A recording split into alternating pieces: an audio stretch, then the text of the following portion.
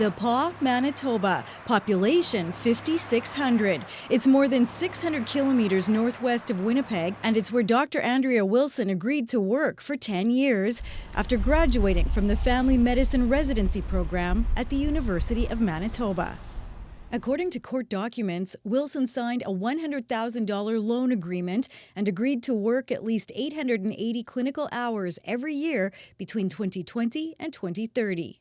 A social media notice posted by the Northern Health Region welcomed her to the community. But court documents say Wilson left the Paw 16 months later. She moved to Vancouver and was hired by a clinic that posted a notice heralding her arrival. She's what you always hoped family medicine could be and should be. Wilson has since moved to another Vancouver clinic. Meanwhile, the Paw Community Development Corporation demanded repayment of the loan by December 31st, 2022.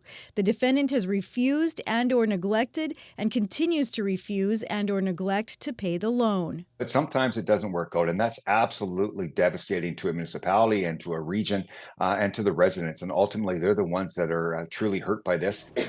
Recruiting and retaining family doctors is an ongoing challenge for remote and rural communities. And this is a nightmare, says this municipal leader, who is commenting generally and not on this specific case. Not only are they out financially for some sort of incentive that's been provided, but also the fact that they've lost this, this caregiver now.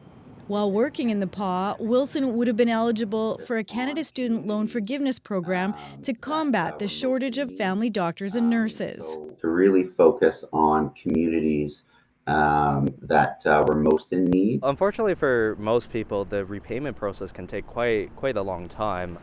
Some provinces have their own incentive programs, but advocacy groups say all levels of government should be doing more.